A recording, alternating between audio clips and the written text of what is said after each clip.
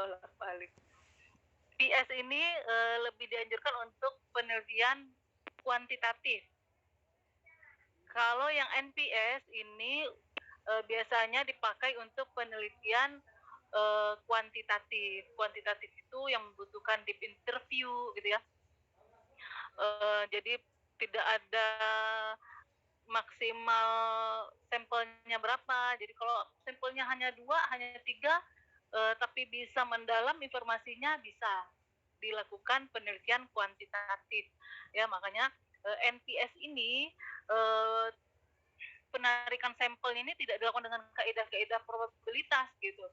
Kaidah probabilitas itu peluang yang mungkin diambil. Jadi memang sesuai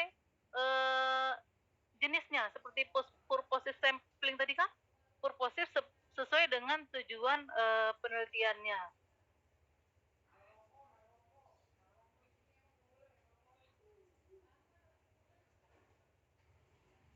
Nah, kita bisa memilih nih, purposive sampling ini harus orang-orang yang mengetahui betul tentang hal-hal yang kita teliti.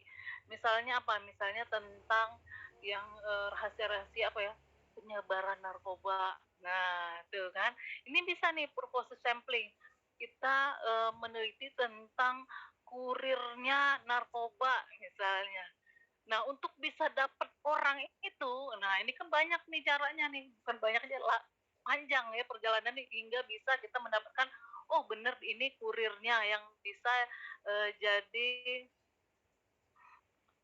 apa, kalau pasien kalau yang kuantitatif itu responden, kalau ini namanya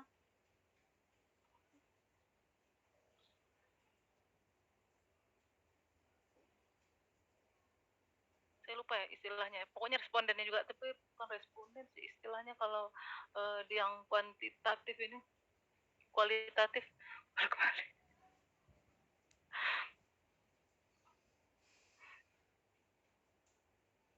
Ya, jadi itu dulu yang dipahami, bahwa kalau penelitian jenis yang PS ya, teknik pengambilan sampling yang PS ini untuk penelitian kuantitatif, yang NPS ini untuk penelitian kualitatif ya. Kita bahas sedikit ya tentang PS. PS itu ada berapa macam? 1, 2, 3, 4, 5 ya, ada 5. Ada 5. Yang pertama adalah simple random sampling. Pengambilan jumlah sampel dari populasi di mana setiap sampel N itu memiliki probabilitas yang sama untuk terpilih jika dilakukan jika populasinya homogen.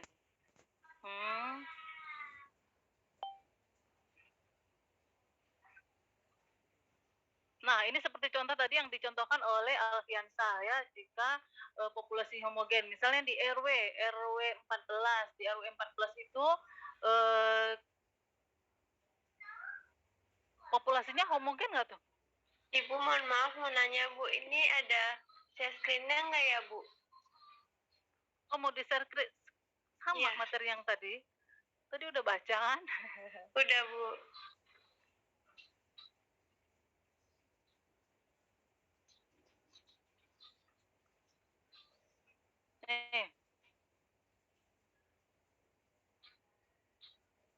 Ini tadi contohnya ya, ini populasi. Nah, ini kesempatan yang sama, ini saya contohin tadi apa? Sesendok nasi goreng tadi, nih sampelnya. Nah, semua punya kesempatan yang sama untuk menjadi sampel ya. Mungkin siapa? Alivio ngambilnya yang sebelah sini, piring sebelah sini, ada yang ngambil sebelah sini sebagai sampel. Nah, itu ya. Ini analoginya aja ya untuk sampel. Terus, nah ini tadi yang PS ini dianjurkan untuk penelitian yang kuantitatif ya. Kalau NPS ini untuk penelitian-penelitian yang kualitatif. Nah, kita cek dulu nih yang PS ya. Yang PS ada simple random sampling. Nah, ini contoh yang tadi nih, yang dicontohkan oleh Alfiansa.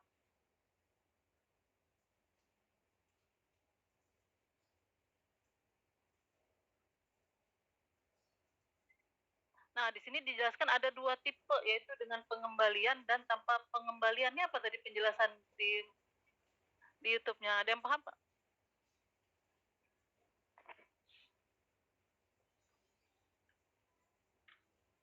Saya tunjuk nih, satu nih.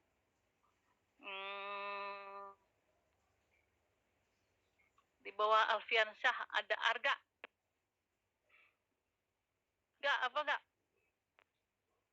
Ya Bu, kenapa? Jadi mabuk pertanyaannya. Nih, di sini dijelaskan simple random sampling tuh ada yang populasi terbatas. Nah, populasi terbatas nih bagi 2 lagi, dengan pengembalian atau dengan tanpa pengembalian.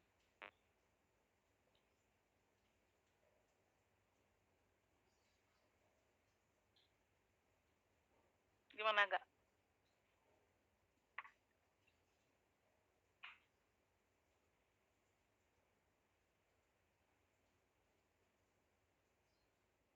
Masih belum ngerti Bu. Yang lain? Bawahnya Arga. Arga. Ferisa di bawah Arga.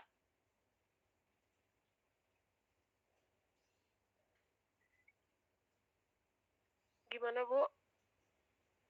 Apa maksudnya itu? Dengan pengembalian dan tanpa pengembalian.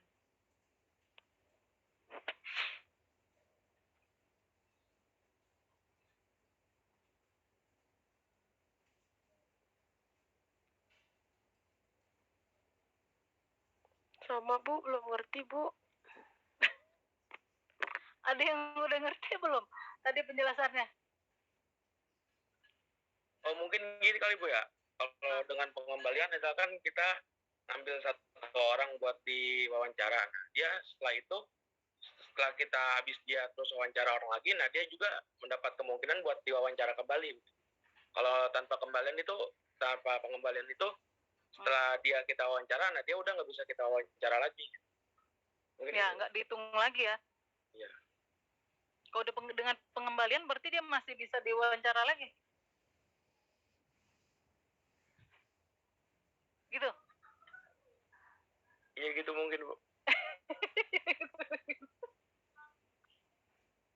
Bentar ya. Kemarin intermezzo sebentar, kemarin yang ikut latihan akreditasi siapa? Arga ya, Kak? Di kelas ini siapa yang ikut? Oh iya, saya, Bu. Arga dengan siapa, Kak? Sama aja angkatan semester 5, Bu. 2. Yang semester 7 siapa aja? Enggak, ada saya doang, Bu. Yang kemarin. Tambah satu lagi ya, Kak?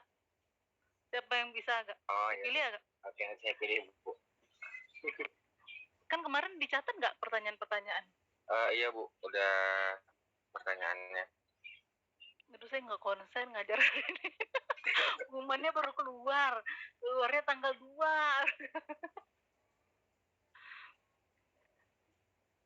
Nanti Arga saya minta tolong dibikinin grup untuk mahasiswa ya. Iya Bu. Mahasiswa yang kemarin itu. Bu, kan saya nanya Bu Dwi itu untuk semester bawahnya itu juga diundang lagi nggak Bu? Soalnya kan kemarin dari perwakilan iya. Itu disiapin aja, berarti kan Arga aping. Plus nih buat aping nih.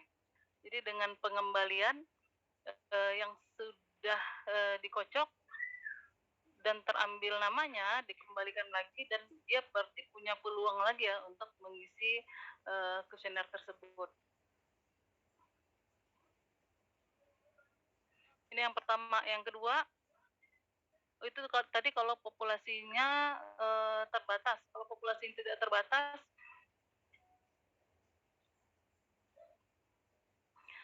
sampel yang dipilih sesuai dengan sesuai dengan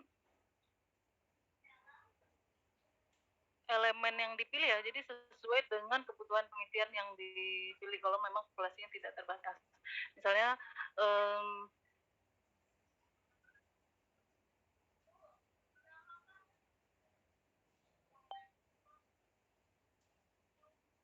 mungkin sering dapat penelitian yang di share saat COVID gitu ya. Nah, itu kan tidak terbatas, tapi yang pernah mengalami COVID misalnya gitu ya. Jadi kan itu tidak terbatas, jadi bisa di-share sesuai dengan kebutuhan dari penelitian tersebut. Terus yang kedua adalah cluster random sampling. Nah, ini pengambilan sampelnya sesuai dengan klasternya.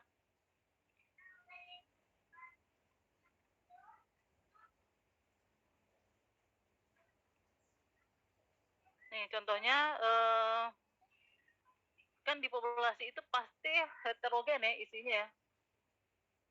Ya nggak? Ada yang kalau di sini contohnya ada yang petani, ada karyawan. Nah, itu kita homogenkan menjadi jenis pekerjaan misalnya. Nah, kita klasterkan sesuai dengan kebutuhan penelitian kita. Nah, klasternya ini bisa dari klaster ini supaya nggak kelihatan gimana? Nah,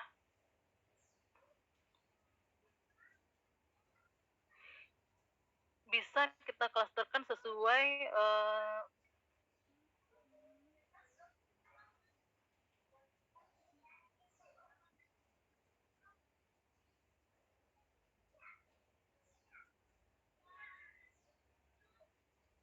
ya kan dia klasterkan nih dilakukan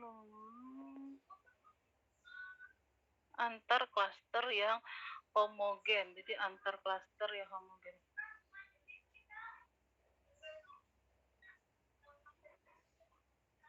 Ini paham nggak ini maksudnya? Dilakukan jika populasi ini besar atau luas dengan prinsip unit-unit observasi dalam satu klaster heterogen dan antar klaster homogen. Ya, antar klaster satu klaster heterogen itu contohnya ini, tadi satu wilayah itu ada yang pekerjaannya petani, karyawan, PNS, TNI gitu ya. Nah, ini menjadi homogen sebagai apa? Homogennya apa? Jenis pekerjaan. Ya, jadi antar klaster homogen. Ini klaster 1, klaster 2, klaster 3. Jadi sesuai di sini contohnya sesuai jenis pekerjaannya. Atau bisa juga klasternya ini kita buat berdasarkan wilayah. Misalnya di paling tinggi apa? Misalnya Depok gitu ya, Depok sesuai dengan kecamatannya di kecamatan 1, 2, 3 gitu ya. Nah, dari kecamatan ini diambil dari kecamatan ada apa di bawahnya? Lurah ya, kelurahan.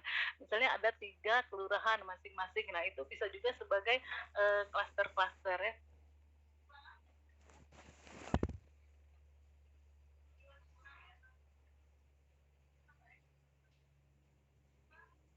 Selanjutnya stratified random sampling.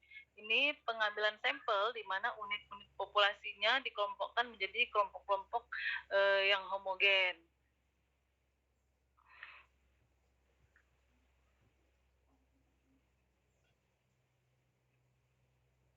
Misalnya pendapatan 10 juta ke atas, pendapatan atas, menengah, bawah, atau sekolah gitu ya, tingkat pendidikan, ini bisa digunakan stratified random sampling atau sesuai stratanya. Populasi yang kita dapat seperti ini kan beragam, kita sekat menjadi kelompok A, kelompok B, dan kelompok C.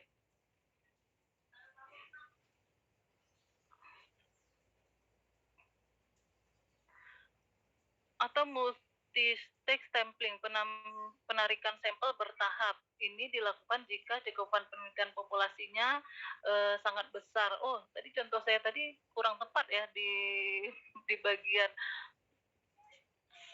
cluster ya, lebih tepat di sini berarti multi-stage sampling, misalnya dari kelurahan, dipilih kabupaten, kecamatannya, dan kelurahan atau desanya.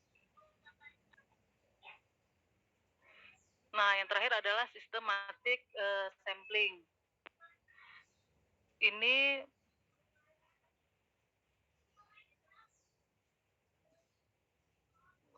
hitung anggota populasi dalamnya, pilih random dari tabel angka random dengan nilai.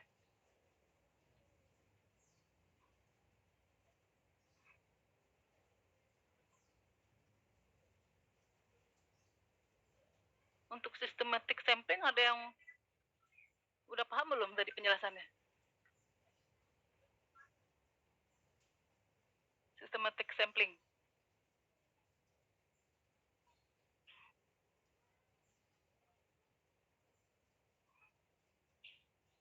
Selain Aping yang udah dengerin sampai akhir siapa? Selin?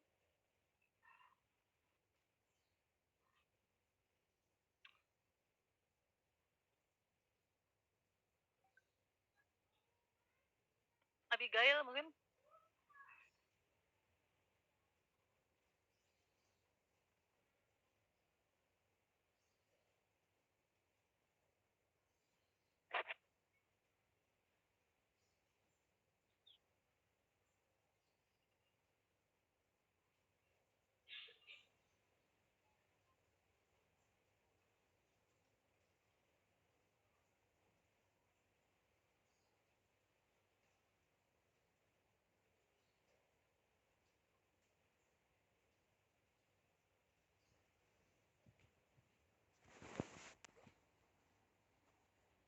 Belum paham, Bu.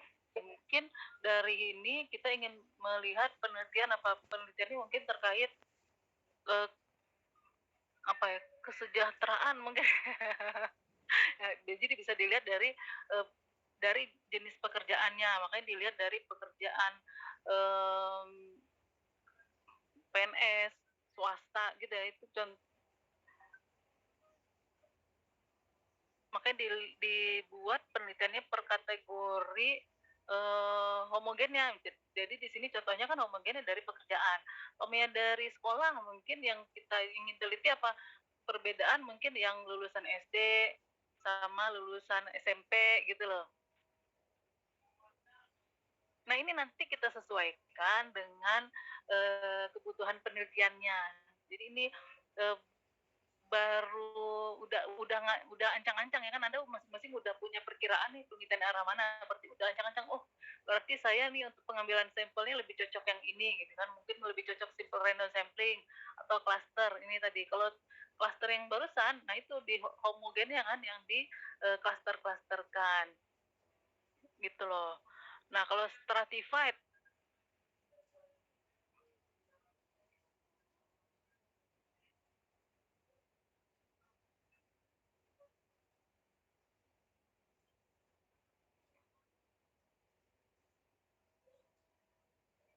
kelompok homogennya itu dipecah lagi ya, misalnya dari tadi pendidikan tadi, kalau kita tadi bahasnya per pendidikannya, kalau di klaster, kalau di sini dikelompokkan untuk pendidikan, misalnya pendidikan yang pendidikan dasar ya, dasar, lanjutan, dan pendidikan tinggi. Nah itu kan memang ada pengelompokannya. Kalau pendapatan kan pendapatan bawah, rendah, apa tadi, menengah gitu ya. Nah itu untuk stratified random sampling. Nah, multi-state sampling ini penarikan sampelnya bertahap. Tadi saya contohkan misalnya pertama kita ambil datanya dari kecamatan, terus ambil data di kelurahan, setelah camat apa ya, camat, lurah, selanjutnya RT RW gitu ya. Nah, yang terakhir adalah systematic sampling. Ini pemilihan random sih sebenarnya, pemilihan random juga, cuma pemilihan randomnya ini menggunakan rumus ini. Jadi sampel ke-1, sampel kedua. Nah, ini nanti untuk prakteknya kita praktekkan hari apa selanjutnya? Rabu ya. Nah, nanti itu Rabu tanggal merah, kaget saya. Maunya hari apa? Jumat. Ganti Jumat ya. Emang mau kemana, Ping, hari Rabu merah? Nggak boleh, nggak boleh kemana-mana. Ya kalau mau tetap tanggal merah ya nggak apa-apa, kita pindah hari Jumat siang ya. Nah nanti di Jumat siang itu kita akan praktek langsung nih. Kalau perlu kita diskusikan juga, kalau memang teman-teman yang sudah ada ya, udah ada judulnya, ini lebih tepat nih apa nih pemilihan sampelnya ya. Plus kita hitung cara menghitung jumlah sampel. ya untuk hari Jumat atau Rabu nanti saya tunggu informasi dari si Pen. Nah itu ya tadi ada 5 ya berarti untuk penelitian kuantitatif ya kuantitatif. Penelitian kuantitatif apa? Aduh lihat lagi ya materi yang pertama. Pokoknya eh, yang biasa mahasiswa sih kuantitatif ya. Kalau kualitatif itu membutuhkan wawancara. Jadi biasanya wawancara mendalam, cukup minimal 2 atau 3 responden. Nah, itu cukup untuk kualitatif. Kalau kuantitatif minimal respondennya itu 30 ya. Untuk beberapa referensi itu minimal 30 responden bisa dilakukan penelitian kuantitatif. Nah, selanjutnya penelitian pengambilan teknis sampling NPS ya, non probability sampling. Tadi ada 1, 2, 3, 4 ya, ada 4. Yang pertama ada accident sampling. Ini penarikan sampel sederhana bisa memilih orang-orang atau responden yang terdekat dengannya gitu ya. Atau peneliti juga dapat memiliki responden yang pertama kali dijumpai gitu. Ini misalnya contohnya apa? Accident sampling waktu pertama kali COVID gitu. Nah, itu kan bisa dilakukan. Langsung dilakukan penelitian accident sampling. Jadi pasien pertama yang mengalami COVID. Nah, itu bisa dilakukan. Cukup 2 kan yang pertama kali itu orang Depok, 2 orang ya kan, ibu dan anaknya. Nah, itu bisa dilakukan penelitian 2 orang anaknya. Ibu dan anak tersebut bisa dilakukan penelitian kualitatif itu contohnya. Terus selanjutnya adalah purposive sampling. Nah, purposive sampling ini, saya belum share screen lagi.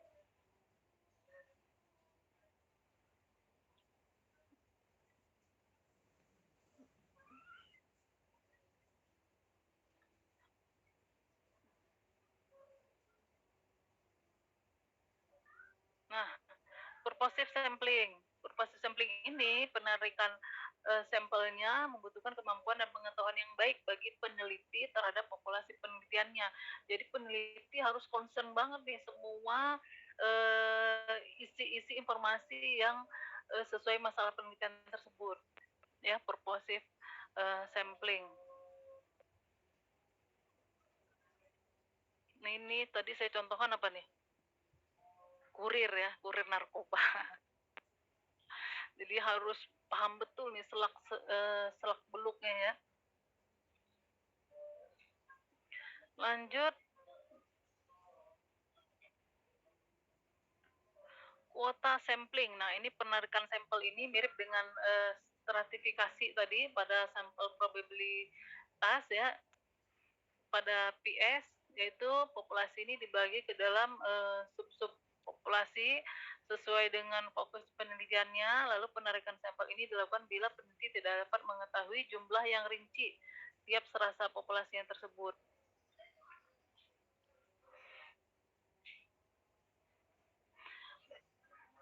Ini misalnya pasien di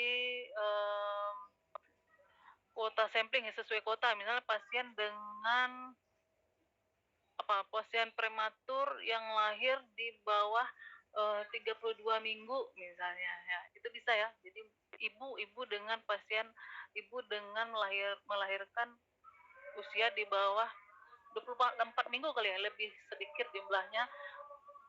Nah, ini bisa dilakukan, tapi perlu kita kelompok-kelompokkan dulu. Misalnya ini yang 24 minggu lahirnya, ini yang 28 minggu misalnya gitu ya. Itu kuota sampling, harus memenuhi kuota. Jadi setiap minggunya itu harus ada kuota mewakili untuk dilakukan sebagai responden kita. Yang terakhir adalah snowball sampling. Ini tadi mendapatkan informasi sedikit sehingga jadi besar gitu ya, makanya snowball. Tadi contohnya kalau yang di penjelasan tadi informasi yang rahasia ya, misalnya untuk narkoba mungkin bisa ya, narkoba atau apalagi contohnya selain narkoba.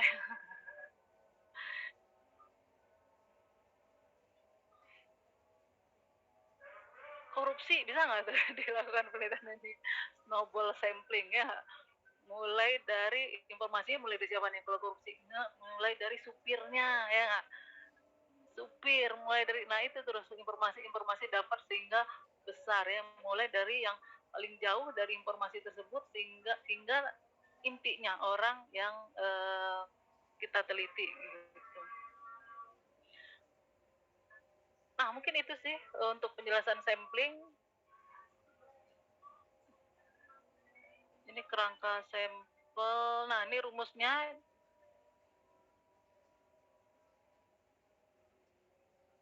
Sini aja nih saya stop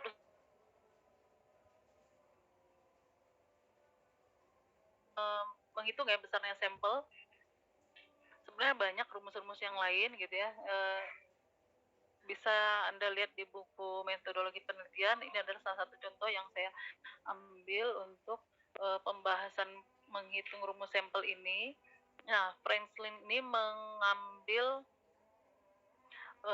sampel ini dari data populasi.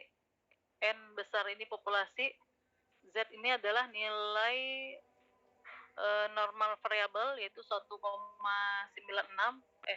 Ya Anda sudah belajar di statistik ya di biostat, ini nilai normalnya variabel itu 1,96. Terus nah ini the large possible proportion. Nah ini jika penelitian ini belum ada atau belum ada jurnal terkait, nah Anda bisa angka yang ditulis di nilai P ini sebagai 0,5 ya. Tapi jika sudah ada penelitian terkait pembahasan yang Anda teliti, nah itu disesuaikan dengan nilai di jurnal tersebut. Misalnya di penelitian itu didapatkan bahwa 30% gitu dinyatakan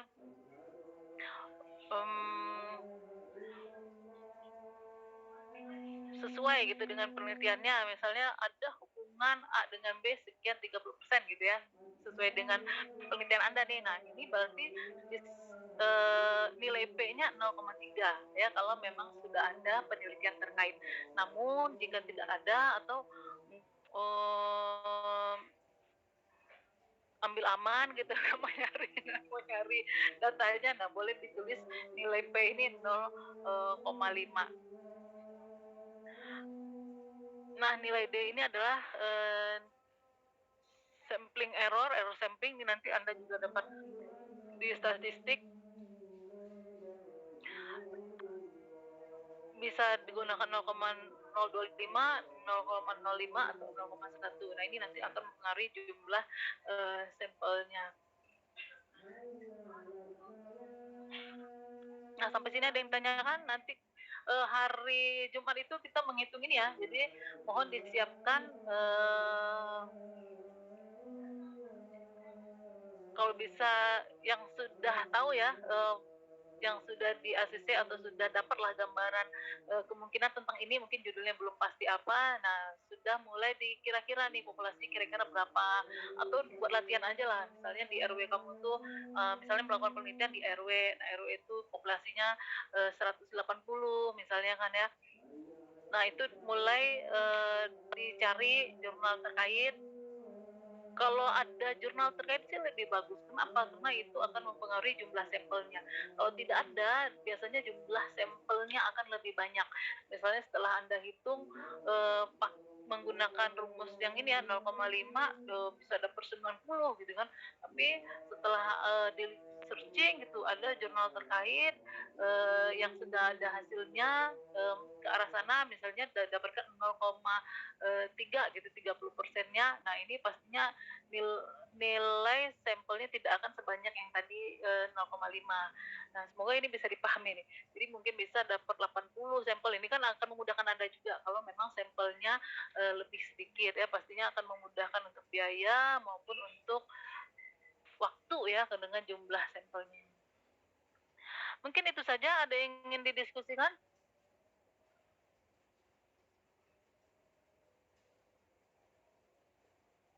Halo? Untuk saat ini belum Bu, karena kan belum pada proposalnya, masih bingung mungkin di judul-judulnya Bu. Mungkin nanti belum ada bayangan ya.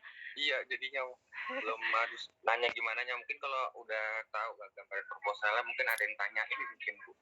Tapi untuk latihan nggak apa-apa ya. Untuk latihan misalnya Arga minatnya penelitiannya tentang apa, nah mulai cari aja satu jurnal terkait itu ya.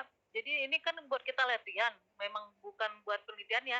Jadi yang angka yang mana nih Bu yang akan kita ambil sebagai nilai apa tadi itu, nilai P ya, biar tahu